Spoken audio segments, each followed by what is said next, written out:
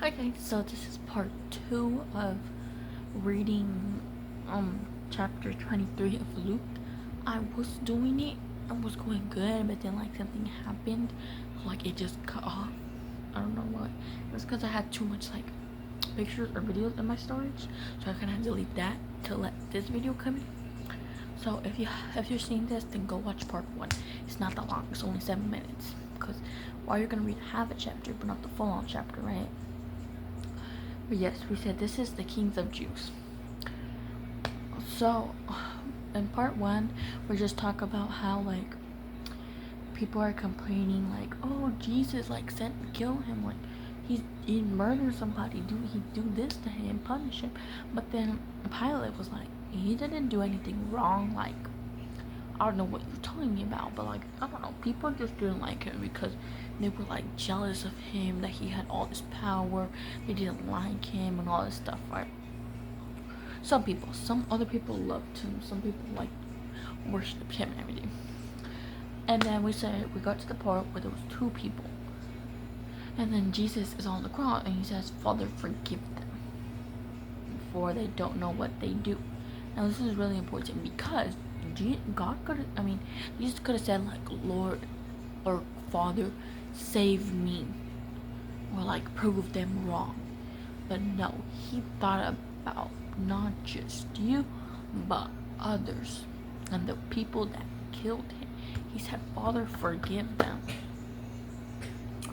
which is kind of crazy because, like, if somebody gonna murder you and you say, like, "I forgive you," like, that's kind of like, boom, right? But yeah, moving on. One of the criminals were hanged railed at him, saying, Are you not the Christ? Save yourself and us." But the other rebuked him, saying, "Do not fear God, since you are under the same sentence of commendation. And we indeed justly, for we are receiving the due reward of our deeds. But this man has done nothing wrong." And he said, "Jesus, remember me when you come into your kingdom." And he said to him, "Truly I say to you, you will be with me in paradise." So what does that mean? There's always like two sides, the good side and the bad side. And then like one of the person, because like Jesus was in the middle, there's somebody up here and somebody up here, and the person over here was like, Jesus, he was like, "Aren't you the son of God?" Like, kind of like proving him wrong. Like, if you aren't, then just like prove it. But they didn't know that he had to die in order to defeat sin. Well, like, come back 3 days later to defeat sin. And then he was like, "If you're gonna save yourself, save us at this point, because like, I don't want to die." He was being kind of like selfish about it and like talking mean. But the other person, he was like, "We deserve this consequence because we've done that. Because back then, when you would do something bad, you would get punished for it or you would get crucified." It was like, we deserve it, but like, he's done nothing wrong, which is true. And that's why God said, you will be in paradise with me, or you will be with me in paradise. And even if you do something bad, Jesus can still forgive you. There's only one sin that is not like forgivable, which is blasphemy. But I'll talk about that in another video. The death of Jesus. It was now about the 6th hour, and there was darkness over the whole land until 9th hour.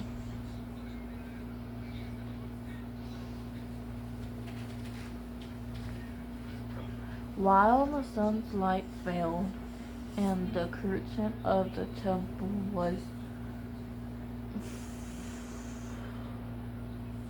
torn into two, then Jesus, calling out with a loud voice, said, "Father, into your hands I commit my spirit." And having said this, he breathed his last. Now he was saddened, saw what had taken place. He praised God, saying, "Certainly this man was innocent." And all the crowd that they had assembled for this Rachel, when they saw what had taken place, returned home beating their breasts, breast, breasts and all his arguments, and the woman who had followed him from Galilee stood at the distance, watching these things.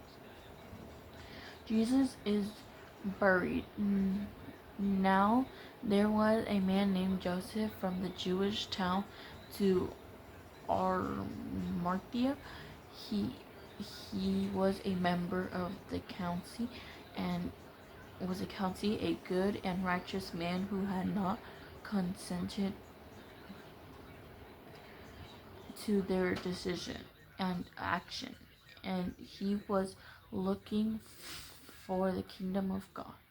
This man went to Pilate and asked for the body of Jesus. Then he took it down, wrapped it in a linen shroud, and laid him in a tomb cut in the stone, there where no one had yet ever been laid. It was the day of preparation, and the Sabbath was beginning. The woman who had come with Goliath followed and saw the tomb and how his body was laid. Then they returned, prepared spices and ornaments.